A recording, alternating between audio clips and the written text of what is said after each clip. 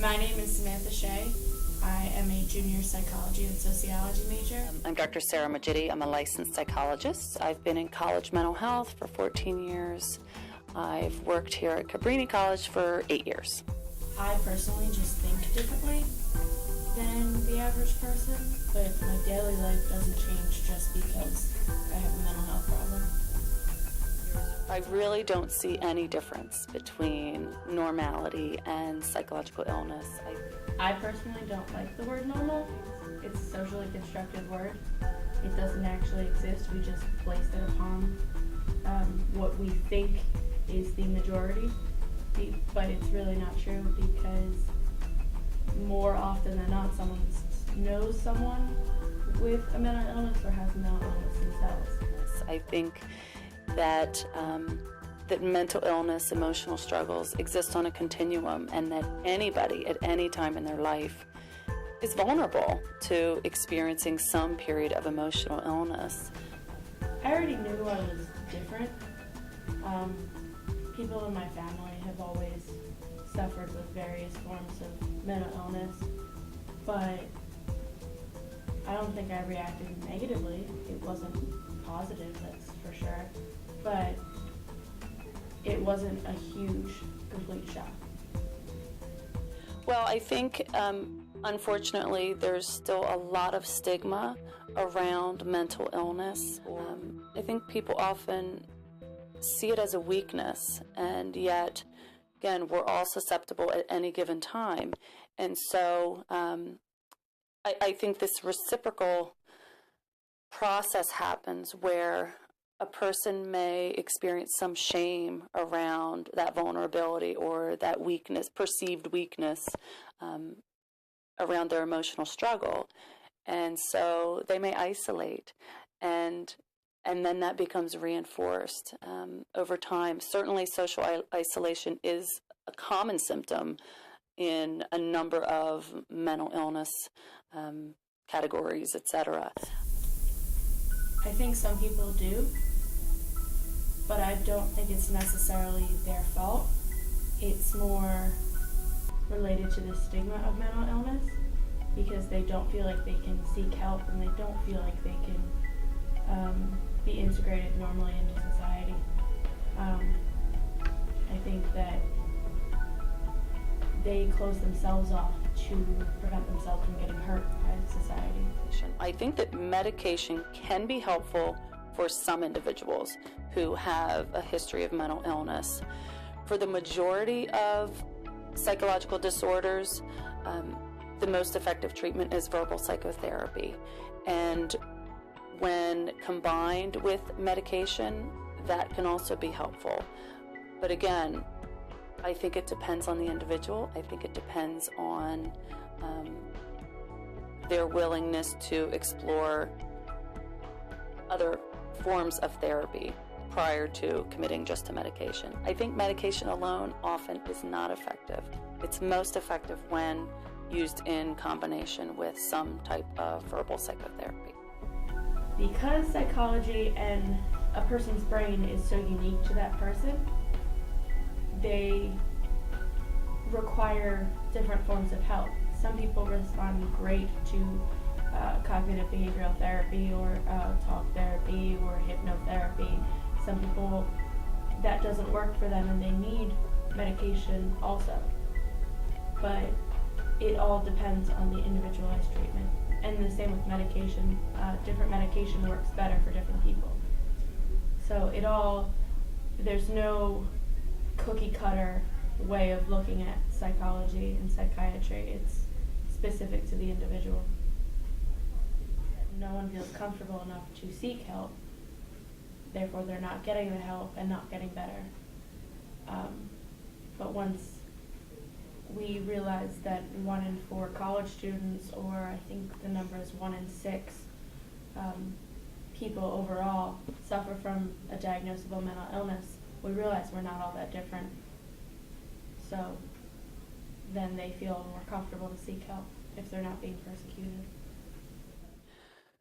I think there is increasing awareness in the general population about mental illness and about about how common it is. I know here on campus we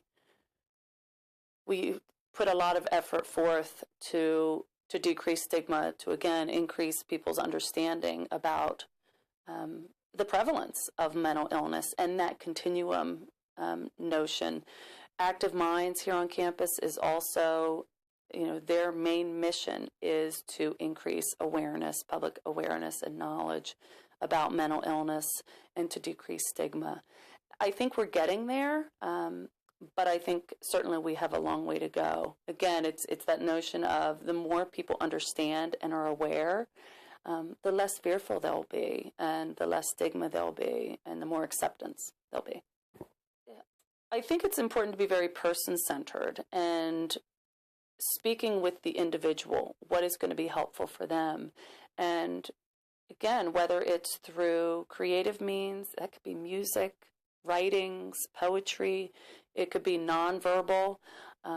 Again, expressing oneself through art forms, through talking, through spoken word, through, again, I think it's really meeting the person where they're at and where they can access some of those inner thoughts, inner feelings. And so, again, not just being kind of stuck in one modality. It's a matter of meeting them where they are and how can they open themselves up and express themselves and get in touch with some of those feelings and thoughts. Mainly art, any form of art, performance theater, which I do all the time. I've been in the theater since 2nd grade, and I've always been in art classes from before I can remember. And that gives me an outlet to create, which helps me relax my mind, and it gives me a channel for the problems that are going on in my mind. I think my shyness holds me back from making new friends, but that has nothing to do with my mental illness. I think I interact like every other person on the planet. Typically, there's nothing really that different between me and everyone else.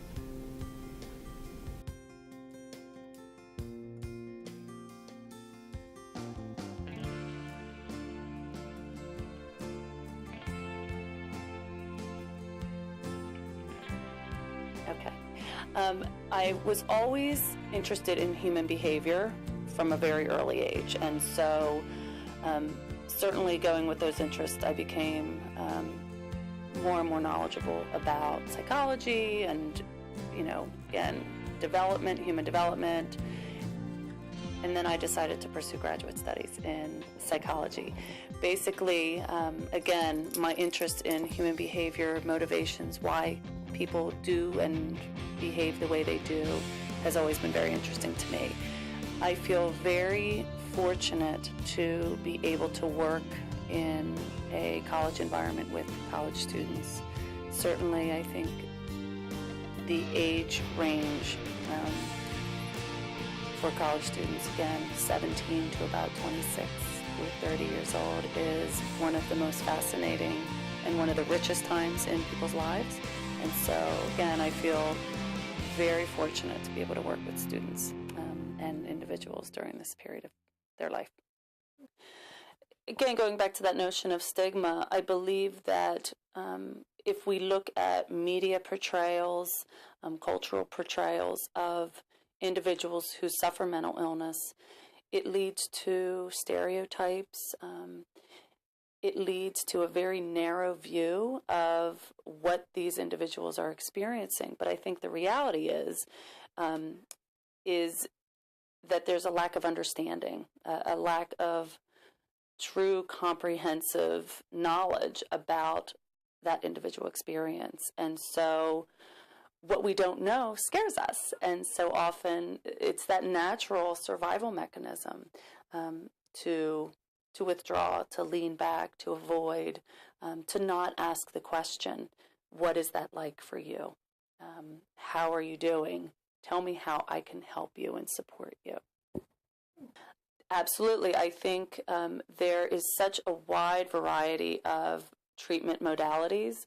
And for some individuals, they can express themselves through artistic means, through creative means. And we will, even in my work here, we do implement and utilize artistic outlets for expressing emotions, for expressing feelings, for expressing those inner thoughts that sometimes we can't attach words to. So absolutely. I'm not an expert in that area, but what I will say is, I think it's like any other, industry where they are trying to support and provide coverage for what they can. And so again, it's a matter of certainly the mental health industry working with insurance to come up with the best possible treatments and some type of support system